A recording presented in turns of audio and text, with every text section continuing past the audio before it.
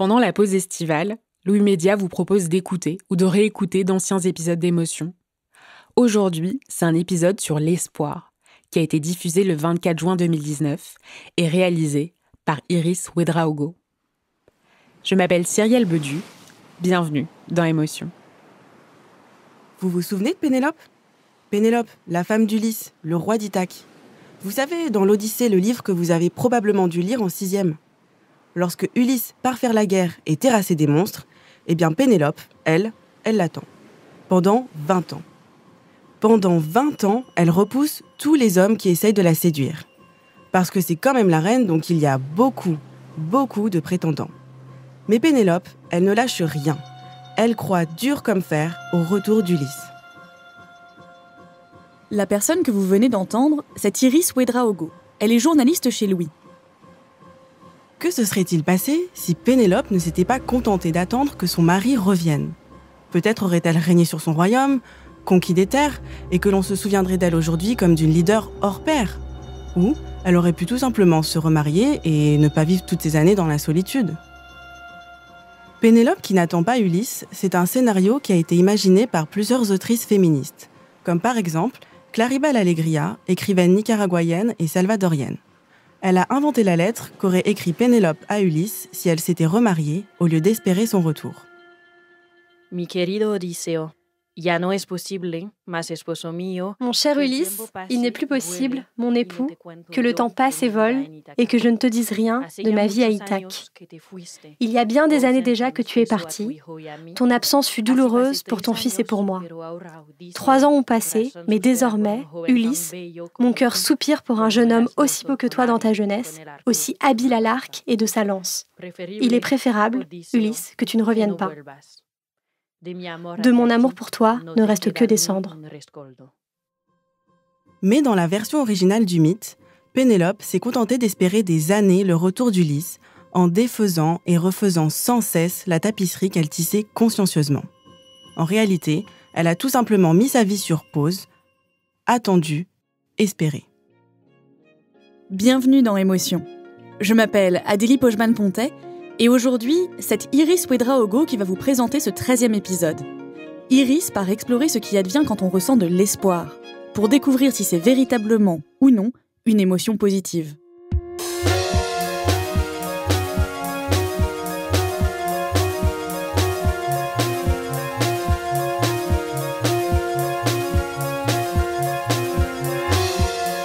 Pour Jonathan Daudet, philosophe, enseignant dans un lycée de Mulhouse et administrateur de la revue d'idées en ligne Un philosophe, l'espoir, c'est ça. Un état d'attente passive où l'on se contente de rêver à une vie meilleure, mais sans agir vraiment pour améliorer notre quotidien.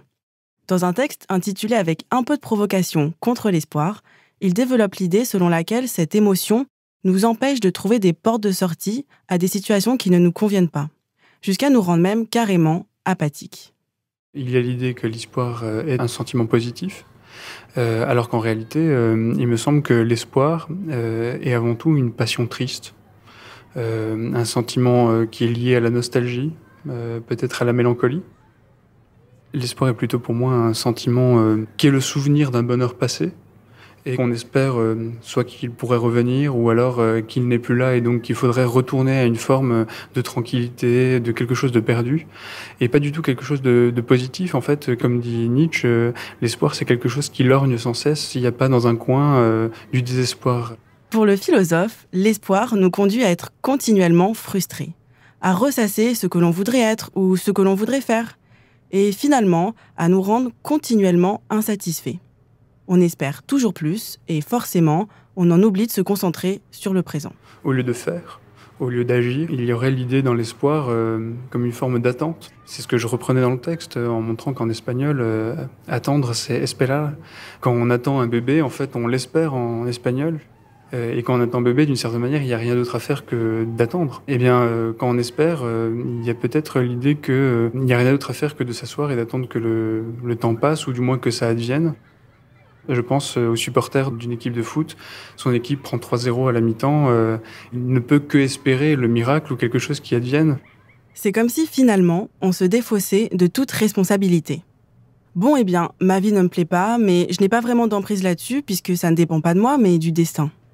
L'espoir maintient une survie, maintient quelque chose de passif de la vie, d'une sorte d'existence active qui désire véritablement changer les choses, ou en tout cas les maintenir, mais qui se laisse soumettre à ce qui pourrait bien arriver. Choose hope. Choose hope. Choose hope. Je veux former un troisième et dernier vœu, un vœu d'espoir. Espoir en nous-mêmes comme peuple. Espoir en notre avenir commun. Espoir en notre Europe. On this day, we gather because we have chosen hope over fear. Je crois que ça a des répercussions. D'ailleurs, lorsqu'un homme politique va par exemple dire qu'il faut redonner de l'espoir au peuple, il faut redonner de l'espoir à certaines couches de la population, c'est peut-être l'aveu de leur dire on ne peut rien faire et il n'y a qu'à attendre que ça passe, il n'y a qu'à attendre que ça vienne. Donc c'est dans le sens-là que j'entends l'espoir de manière passive, c'est-à-dire dans l'idée que c'est une sclérose de l'action, une anesthésie de l'action, et non pas ce que ça devrait être véritablement, une énergie. Le problème, c'est que bien souvent, on espère des choses sur lesquelles on n'a aucune emprise. Comme la paix dans le monde, moins de SDF dans les rues, ou à titre individuel, que notre patron arrête de nous prendre la tête, ou bien que quelqu'un tombe amoureux de nous. Il est très difficile d'agir là-dessus, et on finit par être coincé. C'est ce qui est arrivé notamment à Laura. À l'âge de 18 ans, elle sort d'une relation douloureuse de 2 ans, elle est un peu perdue dans son orientation scolaire et décide de se donner 1 an avant de vraiment commencer ses études. En attendant de trouver une voie, elle devient hôtesse d'accueil à Paris et s'inscrit un peu par hasard sur un site de rencontres, histoire de passer le temps et de ne plus penser à son ex. Je me suis dit, bon, il faut que je fasse des rencontres, il faut que je passe à autre chose, donc je me suis inscrite sur un site de rencontres. Je l'avais jamais fait avant, j'y croyais pas trop, mais bon voilà, je me suis lancée. Et au bout de quelques jours, je reçois plein de mails de mecs qui m'intéressent pas forcément. J'y réponds un peu sans trop y croire. Et un jour, je tombe sur le profil de Sébastien. Sébastien, à première vue, lui plaît. Mais petit bémol, il a 32 ans. Il est donc beaucoup plus vieux qu'elle, mais ça ne la dérange pas plus que ça. Et puis, Laura est curieuse. Pourquoi un mec de cet âge-là s'intéresserait à elle ? Elle se laisse tenter et accepte de le rencontrer. Il me remercie tout de suite de lui donner la chance de lui parler. Enfin, tout de suite, il me met un peu sur un piédestal. Il a l'air surpris qu'une fille de mon âge s'intéresse à lui. Et donc, on se donne assez vite rendez-vous dans un bar près de chez moi. Et donc là-bas, il m'a tout de suite plu. Il est hyper grand, et c'est ça qui m'a marqué au début, qu'il est très grand, assez baraque. Et bon, voilà, il m'explique qu'il est policier, que c'est un officier de police judiciaire, et qu'en même temps, il est handballeur professionnel le soir. Donc il me met un peu tout de suite en garde et il m'explique qu'il va pas avoir beaucoup de temps libre, mais qu'il serait content qu'on puisse se revoir peut-être, voilà. Laura tique un petit peu lorsqu'il lui dit qu'il ne sera pas beaucoup disponible. Mais elle ne se pose pas plus de questions que ça. Il est très occupé entre son boulot de policier et sa carrière de handballeur. Et puis, il lui plaît beaucoup. Elle tente quand même le coup et ils commencent à se fréquenter plus régulièrement. Ce que j'aimais beaucoup chez lui, c'est qu'il avait beaucoup d'anecdotes. Il me racontait son boulot, des arrestations, des cas qui suivaient au commissariat. Donc, c'est quelqu'un qui a beaucoup d'histoires à raconter. Donc, ça m'avait tout de suite plu. Et il m'explique aussi que... parce que moi, je lui pose la question, je me dis, à 32 ans, on a peut-être quelqu'un dans sa vie, c'est pas impossible. Donc, il m'explique qu'il est en pause avec sa copine et qu'ils sont ensemble depuis 14 ans. Donc là, moi, je panique un peu. Je me dis, ça fait beaucoup. Déjà, est-ce que c'est vraiment terminé ? Est-ce qu'il s'en est vraiment remis ? Comment on peut se remettre d'une relation de 14 ans si vite comme ça ? Mais je pose pas plus de questions que ça et je me dis, bon, de toute manière, on verra. Et donc, on se revoit plusieurs fois. Et moi, je tombe raide dingue de lui très vite. Ils s'écrivent beaucoup de textos, presque en permanence. Et à chaque rendez-vous, elle s'attache davantage. Malgré tout, une chose la titille. À chaque fois qu'ils se voient, c'est dans un lieu discret. Un café excentré, le coin d'une rue... ou la voiture de Sébastien. Je sentais qu'il était méfiant. Je me souviens d'une fois, il m'a donné rendez-vous dans un parking souterrain. Il m'a dit, on sait jamais. Enfin, et je me suis dit, moi, bon, c'est parce qu'il est policier, il est sûrement un peu parano. Finalement, Laura finit par comprendre par elle-même que Sébastien s'est remis avec sa copine. Lui ne lui dira jamais frontalement. Et pour ne pas le perdre, Laura ne dit rien. Elle lui fait croire qu'elle gère, qu'elle n'est pas vraiment amoureuse. Elle ne veut surtout pas qu'il prenne peur et s'enfuit. Alors elle réfrène ses sentiments et fait comme si tout allait bien, tout en gardant l'espoir qu'il la choisisse elle. Pendant ce temps-là, elle doit aussi se plier aux règles très strictes que Sébastien met en place pour que surtout leur relation reste secrète et que sa compagne ne découvre rien. Après 21h, il est plus trop dispo, il me dit bonne nuit, bon. Et donc, on continue à se voir. Il fait un peu plus attention, il me parle pas le soir. Et donc, je comprends après qu'en fait, il a 2 téléphones, parce qu'il m'avait donné un numéro, quand on s'était parlé sur Internet, il m'avait donné un numéro en me disant que c'était son portable professionnel. Et moi, je me suis même pas posé de question pourquoi il me donnait ce numéro et pas le perso, mais... Et un jour, je sais pas pourquoi je l'appelle, alors qu'on se parle d'habitude par SMS, et je tombe sur une messagerie humoristique du type, enfin, celle qu'on achète, quoi. Donc, salut, laisse-moi ton message. Donc, je comprends que c'est clairement pas son portable pro du commissariat. Et en fait, il m'explique que tout est bien rodé, puisque on se parle juste la journée, parce que le soir, quand il rentre chez lui, il laisse son portable dans la voiture, parce qu'il prend pas le risque que sa femme le découvre. Donc, c'est un peu dur parce que je sais que quand il me dit bisous à demain à 21h, il n'y a aucun moyen de le joindre parce que son portable n'est même pas sur lui. Et moi, du coup, je me fais des films. Je m'imagine qu'il passe des super soirées alors qu'il m'explique qu'il est triste, que ça va pas, qu'il se touche plus, que c'est pour ça d'ailleurs qu'il est avec moi et que c'est pas juste parce qu'il a envie d'avoir plein de femmes, que je suis la première, qu'il a jamais connu ça avant. Et il me promet qu'il a qu'un seul jardin secret, donc c'est moi son petit jardin secret. Et voilà. Laura encaisse. Elle fait des concessions de plus en plus grandes, mais ne dit rien, ne se plaint pas. Ce qu'elle me dit, c'est qu'elle a peur de passer pour une hystérique. Il passe la voir 2 heures en fin de soirée, encore alcoolisée avant de rentrer chez lui, ou bien il lui accorde 10 minutes dans sa voiture. Et Laura continue d'attendre qu'il se décide et ne cesse d'espérer qu'il quitte sa compagne. Et il y a une partie de moi qui me disait, c'est pas possible, vu notre relation, il va finir par la quitter parce que c'est trop beau ce qu'on a. C'est hyper fort. Et d'un autre côté, je me disais, il peut pas la quitter. Ça fait 14 ans qu'ils sont ensemble. Ils sont en âge d'avoir des enfants, de fonder une famille. Il peut pas tout plaquer pour moi. Mais bon, ça fait 14 ans. En 14 ans, quand même, ils se sont pas engagés. Ils ont pas eu d'enfants. Donc c'est quand même qu'il y a un truc. Il me mettait toujours sur un piédestal et je me disais, bon, ça va aller. Il va finir par prendre une décision. Ça va être moi. Il va la quitter, sa vieille. Enfin, je me disais ça, en fait, à l'époque, alors qu'elle était pas vieille du tout. Mais ça devenait quand même de plus en plus compliqué pour moi d'accepter le truc et surtout de devoir tout garder en moi, de pas pouvoir lui dire à quel point j'espérais qu'il la quitte et compagnie. Et du coup, je devenais un peu chèvre, quoi. Je le suivais, je savais où ils habitaient, je sais plus comment je l'ai su, je pense qu'il a dû me le dire. De fil en aiguille, Laura se retrouve à le suivre en voiture. Elle se débrouille pour faire des rondes autour de son immeuble, essayer de l'apercevoir, et elle arrive même à observer sa copine par la fenêtre de la cuisine. Elle fait des choses qui ne lui ressemblent pas, s'invente une personnalité pour le convaincre de faire le bon choix. Ça me faisait beaucoup de mal et je me transformais, je me suis inventé une passion pour le funk puisqu'il adorait cette musique que je n'aime pas du tout. Mais je voulais tout le temps me rendre intéressante et dès qu'il me disait « Oh, elle m'énerve, elle fait ça », et moi, il fallait que je fasse l'inverse, il fallait que je sois autre chose. Dès que je faisais quelque chose, je sais pas, j'allais à une brocante, je lui disais parce que je me suis dit ça va lui plaire. Puis ça m'obsédait beaucoup et surtout j'en parlais à mes amis mais un peu de loin et elles le connaissaient pas. Donc j'avais l'impression d'être dans ma bulle avec mes problèmes, avec ce mec qui était beaucoup plus vieux que nous toutes. Puis il y avait des copines qui comprenaient pas parce qu'il était beaucoup plus âgé. Je suis passée à côté de certaines rencontres sûrement et puis je pense que, je sais pas si c'est lié mais c'est vrai que ça m'a pas donné confiance en moi et que j'ai pas eu le cran nécessaire de reprendre mes études tout de suite. J'étais un peu spectatrice de ce qui se passait aussi, quoi. Finalement, Laura arrive à se défaire de cette relation et elle décide de le quitter.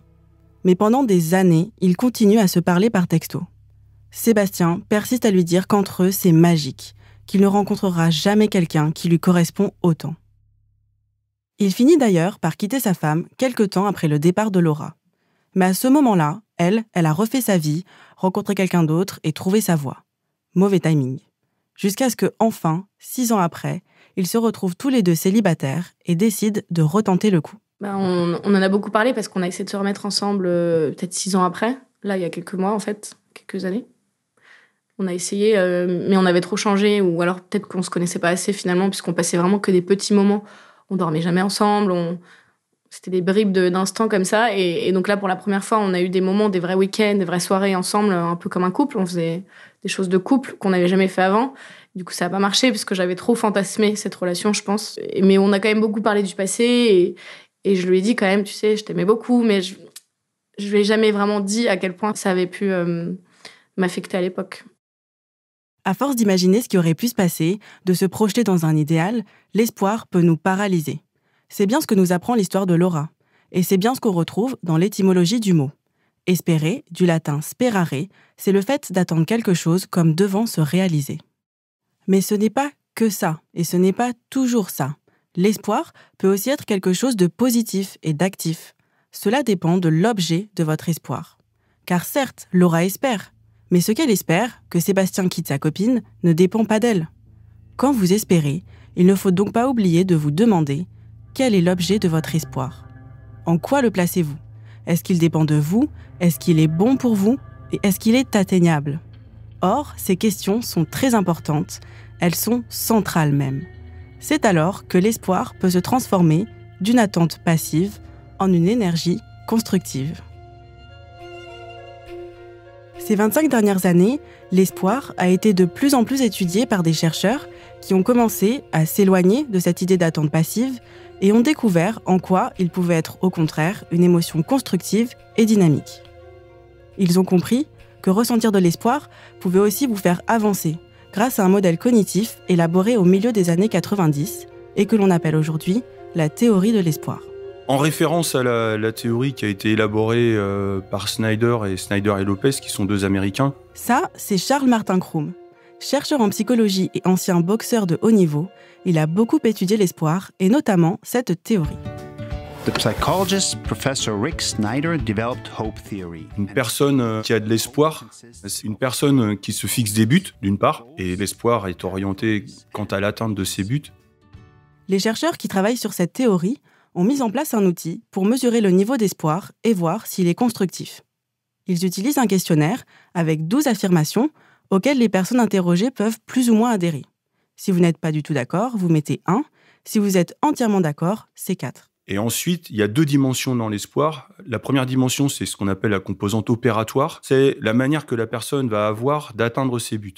Plus elle a des manières différenciées d'atteindre ses buts, plus sur cette dimension-là, elle aurait un haut niveau d'espoir. Et la seconde dimension, c'est la dimension motivationnelle. Autrement dit, l'énergie que la personne est prête à consentir pour l'atteinte de ses buts. Par conséquent, on peut avoir 3 scores dans le questionnaire qu'on utilise. Un score d'espoir global et puis ensuite un score pour chacune des deux dimensions. Et ensuite, votre niveau d'espoir est évalué sur une échelle de 1 à 4. Si vous êtes bourré d'espoir, vous avez 4. Moi, par exemple, j'ai fait le test et j'ai un niveau d'espoir de 3 sur 4, ce qui est plutôt élevé. Et l'intérêt, c'est pas juste de savoir que c'est cool et que je suis pleine d'espoir, c'est que je peux, et vous aussi, agir dessus pour augmenter mon niveau. Et à quoi ça sert ? À réussir. Parce que ces chercheurs ont établi une corrélation entre le niveau d'espoir d'un individu et son niveau de réussite. Dans le domaine sportif, une étude réalisée aux États-Unis en 1997 a permis de démontrer que les athlètes ayant un niveau d'espoir élevé sont plus performants. Yann Delas, professeur d'EPS et chercheur en STAPS, sciences et techniques des activités physiques et sportives, a mené une expérience similaire afin de démontrer plus précisément ce lien entre espoir et performance sportive. Première étape, il distribue des questionnaires à un groupe d'élèves en STAPS, donc plutôt sportifs, pour mesurer leur niveau d'espoir. Et il sélectionne pour son étude ceux qui ont le plus haut niveau d'espoir et ceux qui ont le plus bas. J'ai fait venir les élèves dans le cadre d'un protocole, voilà. Et puis, l'idée, c'était que les étudiants soient confrontés 2 fois à la tâche. Donc, une première tâche de pédalage où ils devaient tenir le plus longtemps possible. Donc, il faut savoir que c'est une tâche qui est particulièrement sollicitante sur le plan physiologique. L'idée, c'est que les élèves doivent pédaler sur une sorte de vélo d'appartement réglé pour que l'effort soit intense. Et ils doivent tenir le plus longtemps possible. Donc cette puissance, ça correspondait à la puissance maximale aérobie. Donc si ça vous parle pas, c'est en gros, grosso modo, c'est une puissance sur laquelle normalement on peut tenir environ 6 à 11 minutes, voilà, à peu près. Après avoir atteint leur maximum, ils sont reçus par Yann Delas qui leur dit qu'ils ont échoué à la tâche. C'est-à-dire que leurs performances ne sont pas bonnes compte tenu de leur âge et de leur capacité physique. Le chercheur les met volontairement en situation d'échec et tout le monde a le même feedback, qu'ils aient un espoir faible ou élevé. Ensuite, ils ont un temps de récupération, volontairement pas assez long, puis ils retournent sur le vélo. D'accord, donc en fait là ils sont dans des conditions où ils n'ont pas assez récupéré, donc ils vont probablement pas faire mieux que la première fois. Absolument. On peut même présumer du fait qu'ils vont faire moins bien. L'idée c'est de voir dans quelle mesure ils vont faire moins bien et éventuellement si certains vont être en capacité d'améliorer. Ce qu'on constate, c'est que chez les deux groupes, espoir élevé comme espoir faible, il y a une diminution des performances. Chez presque tous les sujets, sauf quelques sujets qui arrivent à augmenter leur performance, mais c'est rare. Et donc, par contre, ce qui est intéressant, c'est qu'on a globalement une moindre diminution de la performance chez les espoirs élevés par rapport aux espoirs faibles. Donc c'est-à-dire que chez les deux groupes, la performance diminue, mais chez le groupe espoir élevé, elle diminue un petit peu moins, particulièrement chez les garçons. C'est un petit peu moins visible chez les filles parce qu'on a des effets de variation des performances qui sont importants. Par contre, chez les garçons, par exemple, on a constaté qu'il y avait 37% de diminution de la performance de la tâche 1 à la tâche 2 chez les espoirs faibles, alors qu'on n'est qu'à moins 24% chez les espoirs élevés. Les élèves qui ont le plus d'espoir ont vu leur performance diminuer moins que les autres. L'espoir semble donc surtout avoir un effet sur la capacité à rebondir en cas d'échec, à se remotiver. Sur le long terme, on comprend bien pourquoi quelqu'un avec un fort niveau d'espoir sera plus performant. Il saura continuer face aux obstacles et devenir progressivement meilleur. C'est ce que démontrent plusieurs études, notamment sur des patients atteints de maladies graves comme un cancer. Plus leur niveau d'espoir est élevé, meilleures sont les chances de guérir, car le patient réussit à se fixer des buts et prend davantage d'initiatives pour se sentir mieux. Cela s'observe aussi dans le milieu scolaire. Charles-Martin Kroom travaille notamment sur le niveau d'espoir d'élèves et le constat est le même. Plusieurs études prouvent que plus il est haut, meilleurs seront leurs résultats, ils seront moins susceptibles d'abandonner leurs études et auront plus de chances de réussir ce qu'ils entreprennent. La question qui se pose alors, c'est comment intervenir sur son niveau d'espoir ? Que pouvons-nous faire pour l'augmenter ? Donc on peut intervenir avec les élèves, par exemple, sur leur créativité. La créativité quant à la manière d'atteindre les buts. On peut travailler avec eux sur le sens des buts qu'ils se sont fixés. Et puis bien évidemment, on peut travailler sur les buts en eux-mêmes. Puisque, rappelez-vous, l'espoir, c'est un but et les moyens que l'on met pour y parvenir. Donc, première étape, il faut définir clairement l'objet de notre espoir, notre but. Charles-Martin Kroom conseille pour ça un petit exercice de pensée. Voilà, ce soir, vous allez vous coucher. Imaginez que demain, votre réveil sonne et pour vous, c'est la journée idéale qui commence. Comment ça se passe ? C'est quoi votre journée idéale ? Vous êtes habillé comment ? Vous commencez par quoi ? Vous allez où ? Vous y allez comment ? Et ainsi de suite. Là, on essaye de définir vraiment une vie idéale, quoi. Dans le principe, ce serait un petit peu comme si on rêvait sa vie pour ensuite vivre son rêve, quoi. J'aurais tendance à reprendre un peu ces mots-là. Et une fois que ça a été déterminé, on va travailler sur l'accompagnement de la personne, sur comment faire, comment s'y prendre. Se représenter clairement l'objet de notre espoir permet d'avoir plus de chances de réaliser nos buts, mais aussi de ne pas se tromper de direction. Charles-Martin Kroom m'a donné l'exemple de son fils. Très jeune, il pratiquait la boxe française et faisait beaucoup d'efforts pour s'améliorer et devenir le meilleur. Quand il était petit, il faisait de la boxe française. Et moi, j'ai entraîné en boxe française pendant assez longtemps. Puis un jour, je lui ai dit, tu sais, Benjamin, si tu fais de la boxe, c'est pour toi. C'est pas pour moi. Et je lui ai dit, moi, t'es mon fils et je t'aime parce que t'es mon fils, pas parce que tu fais de la boxe. Il a arrêté la boxe. Il avait 8 ans à l'époque. Le but du fils de Charles-Martin Kroom n'était pas le bon pour lui à ce moment-là. Il voulait faire de la boxe pour faire plaisir à son père. Or, pour espérer de manière constructive, il faut avoir un but en adéquation avec ses propres désirs, et non pas, au hasard, ceux de ses parents. Quand il était en la phase d'orientation scolaire, il voulait faire médecine. Donc ça, c'était son plan A. Je l'ai fait travailler sur un plan B. Et son plan B, c'était de travailler dans les métiers du sport. Et là, bis repetita, quoi. Je lui ai dit, attends, tu sais, je t'aime parce que t'es mon fils. C'est pas parce que tu vas faire STAPS que je vais t'aimer plus ou moins, ça n'a rien à voir. Et là, on a défini ce projet qu'il avait potentiellement de faire STAPS. Et effectivement, c'était réellement quelque chose qui l'animait parce que lui, depuis très longtemps, ce qui donne du sens pour lui, c'est d'être au service des autres. Et il se trouve que quand il a démarré médecine, il a tenu en fait 2 mois et ça lui a pas plu. Alors, c'était pas un pis-aller de fait de faire STAPS, c'était quelque chose vraiment qui lui plaisait. Et il a pu enchaîner derrière. On voit donc qu'il est primordial de bien définir ce que l'on espère, mais aussi de préparer un chemin différent, au cas où le plan de départ ne se passe pas comme prévu. Bref, il y a plusieurs manières de concrétiser son espoir. C'est en cela que l'espoir constructif se différencie de l'optimisme. Dans l'espoir, on définit ses buts et les stratégies pour y parvenir. Cela nous permet d'agir pour que les choses se passent bien. Alors que l'optimisme, c'est plutôt une vague intuition qui n'est pas vraiment suivie d'action. Et c'est la raison pour laquelle l'espoir, dans le domaine sportif, permet d'améliorer ses performances. C'est ce qu'a constaté Virginie Dedieu, championne du monde de natation synchronisée. Elle a toujours eu un grand espoir en ses chances de gagner les plus hauts titres. Elle a commencé ce sport, un peu par hasard à l'âge de 6 ans, dans le petit club d'Aix-en-Provence. Et très vite, elle se démarque de ses coéquipières. Vraiment, le but pour mes parents, c'était de faire du sport pour s'amuser, pour se défouler, pour se dépenser, parce qu'ils estiment que les enfants ont besoin de faire du sport tous les jours. Et du coup, j'ai vraiment accroché. C'est vrai que ça Ça a été quelque chose de très naturel, très vite. Et donc, j'ai commencé à 6 ans et demi. Et j'ai fait de la danse classique juste l'année d'après aussi. 3 ans après ses débuts, Virginie Dedieu termine première en compétition individuelle, alors qu'elle a plusieurs années de moins que certaines de ses concurrentes. Donc forcément, on s'aperçoit qu'il y a quelque chose.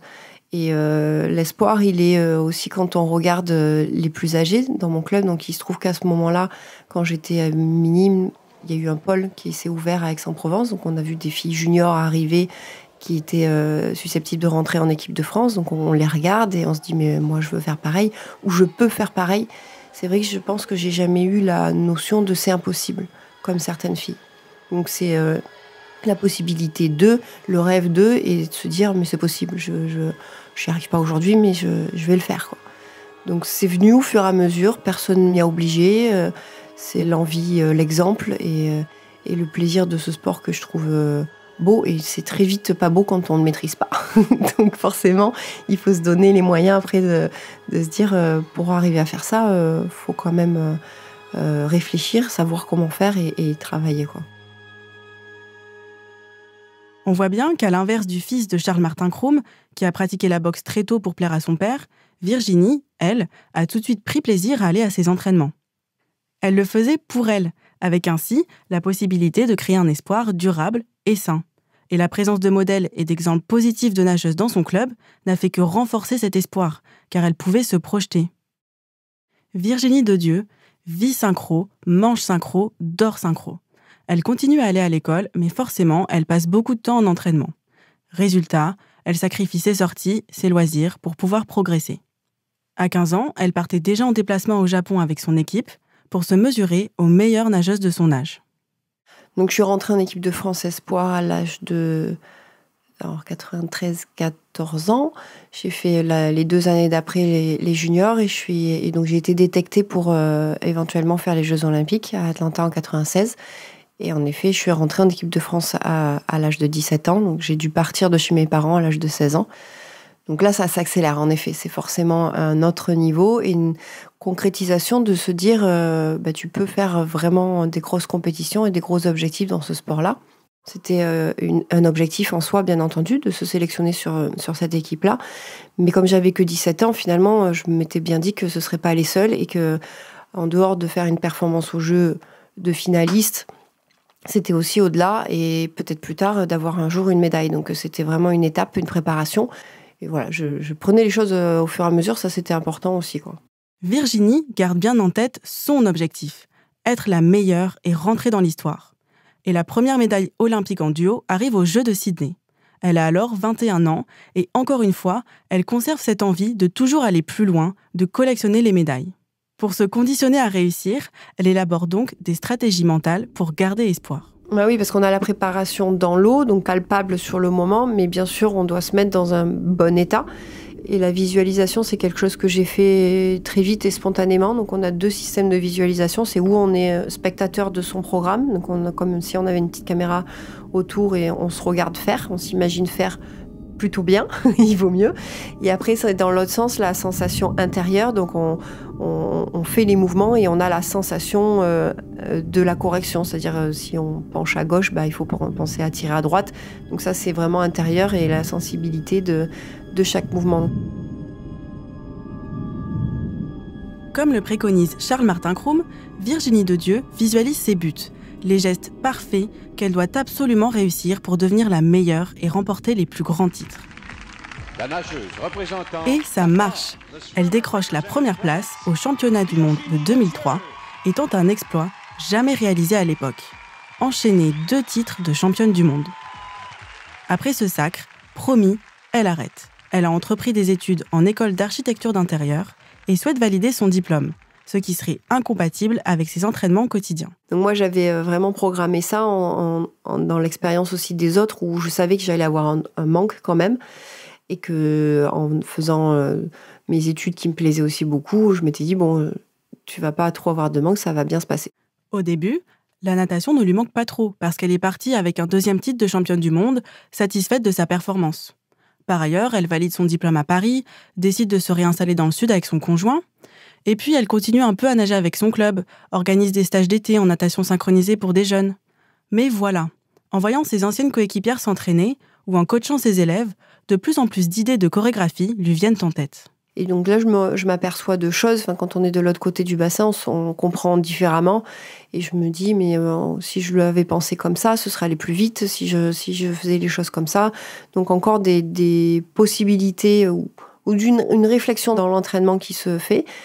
Et en fait, en mois de septembre, je pars voir mes copines de l'équipe de France qui est en Coupe du Monde au Japon. Et là, par contre, en effet, dans les gradins, je me dis... de toute façon, c'est la compétition qui manque le plus, plutôt que le quotidien. Donc, c'est pour ça que mon année s'était très bien passée et j'avais pas eu de manque.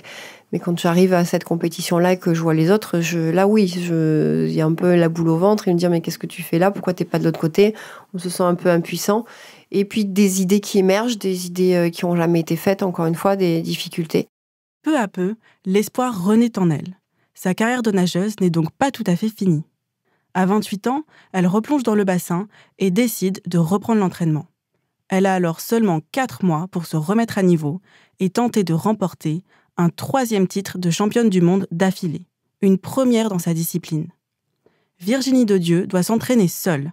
La fédération ne voit pas d'un bon œil ce comeback qui chamboule l'organisation du club. Et après, à partir du moment où on se dit « Ok, on y va », par contre, là, faut rien lâcher et l'espoir, il est forcément là parce que sinon, on n'aurait pas repris, ça sert à rien. Si on n'y croit pas, c'est le moteur. Donc, faut se donner après, par contre, à fond pour se dire j'ai décidé quelque chose et j'y vais parce que c'est pas juste, encore une fois, faire pour faire. C'est encore une étape, j'avais que 4 mois, une autre préparation et une concrétisation courte à réaliser, quoi. 5, 6, 7, 8, 1, 2, 3, 5, 6, 7, 8, 1, 2, 3, 4, 5, 6, 7, 8, 1, 2, 3. La prépa physique, je la faisais au Krebs, à côté de la salle avec le médecin qui faisait ses visites médicales, et à des moments, je faisais des grosses séances sur le rameur. C'est ce que je faisais avant, donc j'ai repris mes prépas physiques.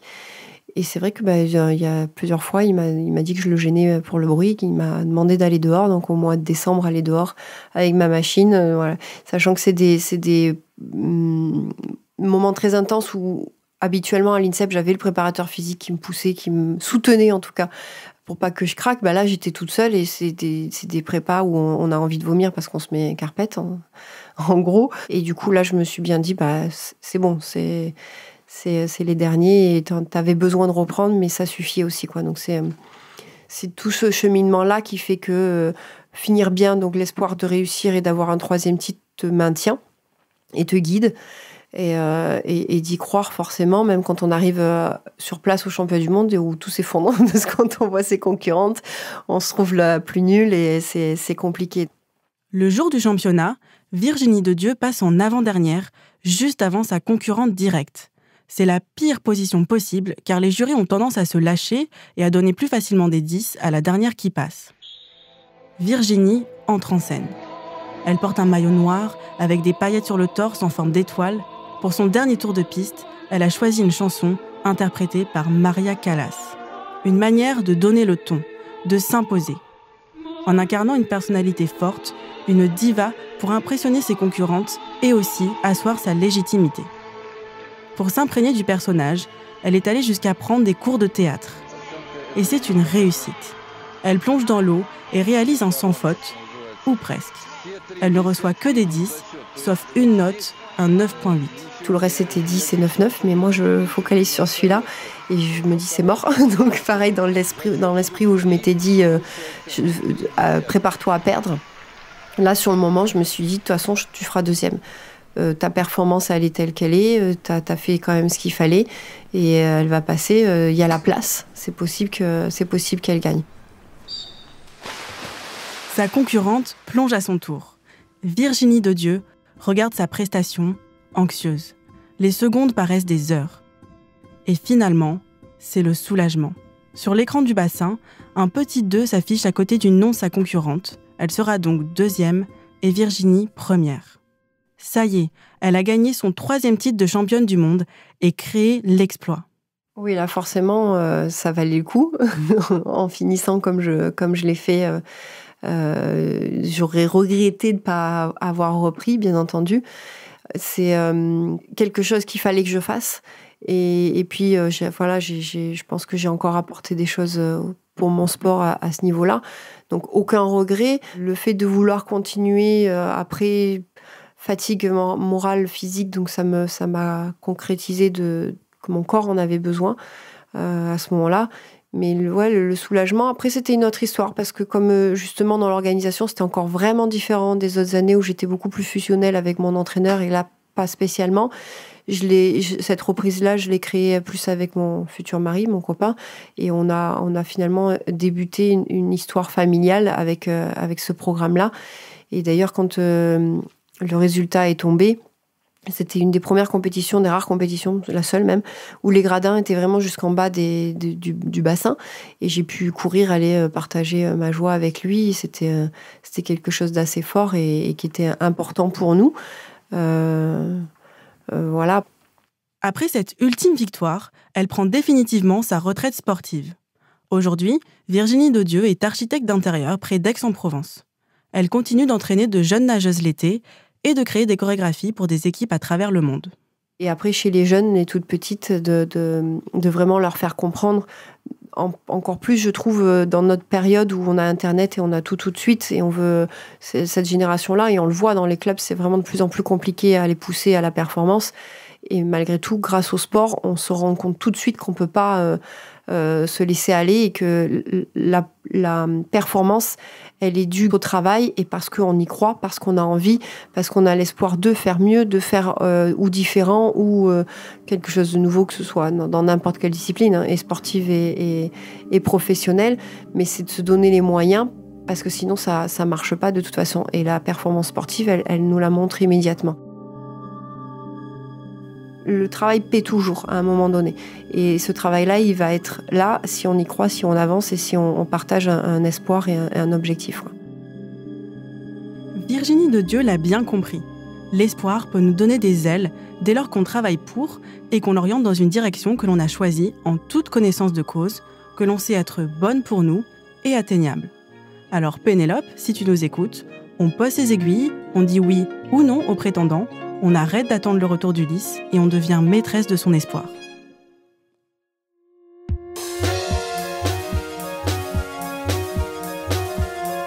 Vous venez d'écouter Émotion, un podcast de Louis Média. Cette émission a été réalisée par Iris Ouedraogo avec l'aide de Maud Ventura et de Maud Benakcha. Charlotte Pudlowski était à la rédaction en chef. La création sonore a été réalisée par Nicolas Vert et Claire Cahu. L'enregistrement par Tristan Mazir et le mixage par Jean-Baptiste Bonnet. Merci à nos interlocuteurs, Jonathan Daudet, Charles-Martin Kroum, Yann Delas, Virginie Dodieu et Laura.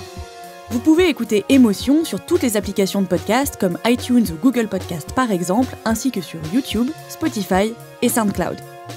Nous sommes aussi sur les réseaux sociaux, @Émotion Podcast, Émotion avec un S, sur Facebook, Instagram et Twitter.